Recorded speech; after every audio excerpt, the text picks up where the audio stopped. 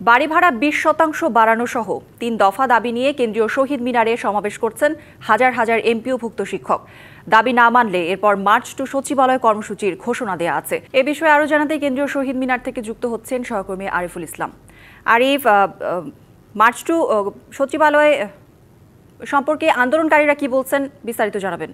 কৌরি, আপনি যে প্রশ্নটি করছেন সেটা হচ্ছে মার্চ টু সচিবালয়, এটা ছিল আলটিমেটাম দেওয়া ছিল এমপিভুক্ত শিক্ষকদের যে 3 দফা দাবি, সেটা বেলা 12টা পর্যন্ত ছিল, কিন্তু সেটা 4 ঘন্টা বৃদ্ধি করা হয়েছে।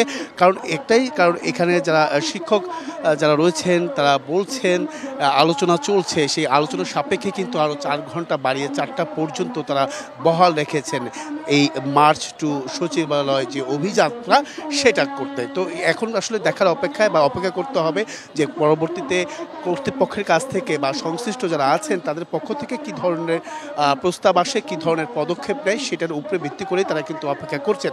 এখানে মূলত সকাল থেকেই না, 3 দিন টানা 3 দিন এই এমপিভুক্ত শিক্ষকরা যে 3 দফা দাবি সেটা বাস্তবায়নের লক্ষ্যে বা প্রজ্ঞাপন জারি করার লক্ষ্যে কিন্তু তারা এখানে অবস্থান করছেন। যে পর্যন্ত প্রজ্ঞাপন জারি না হবে ততক্ষণ পর্যন্ত তারা এখান থেকে সরে দাঁড়াবেন না, সেই হুঁশিয়ারিটাও কিন্তু দিচ্ছেন। এমনকি পাশাপাশি আরও যেটি হুঁশিয়ারি দিচ্ছেন, কঠিনতম যে হুঁশিয়ারি সেটার মধ্যে রয়েছে শুধুমাত্র শিক্ষক নয়, যদি প্রজ্ঞাপন জারি না করা হয় সেক্ষেত্রে তাদের যে শিক্ষা প্রতিষ্ঠানের শিক্ষার্থী রয়েছে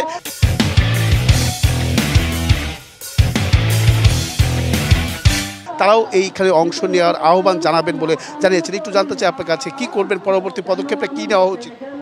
জি বলেন। পরবর্তী পদক্ষেপ কি নিবেন আপনারা প্রজ্ঞাপন জারি না?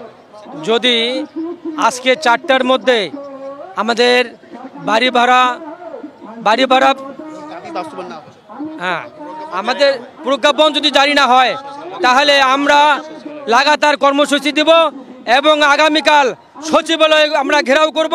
ঘেরাও করে আমরা সারা বাংলাদেশ থেকে ছাত্র, শিক্ষক, অভিভাবক সকলকে একত্রিত করে আমরা এই ঢাকাকে অচল করে দিব। ঢাকাকে অচল করে দিয়ে আমরা এই বাংলাদেশে যে অন্তর্বর্তীকালীন সরকার রয়েছে এই সরকারকে ক্ষমতা থেকে আমরা নামাতে বাধ্য হব। কারণ আমাদের তাদের মুখ থেকে আন্দোলনকৃত যে শিক্ষকরা রয়েছেন তাদের মুখ থেকে আসলে জানার চেষ্টা করলাম যে তাদের যে পরবর্তী পদক্ষেপ বা কী ধরনের কঠিন পরিস্থিতি তৈরি হতে পারে সেই বিষয়গুলো কিন্তু তুলে ধরলেন। এর পাশাপাশি একটি বিষয় জানিয়ে রাখি, এখানে যারা শিক্ষক রয়েছেন, তারা আন্দোলনকারী শিক্ষক রয়েছেন, তারা কিন্তু এখানে অবস্থান করেছেন এই টানা 3 দিন।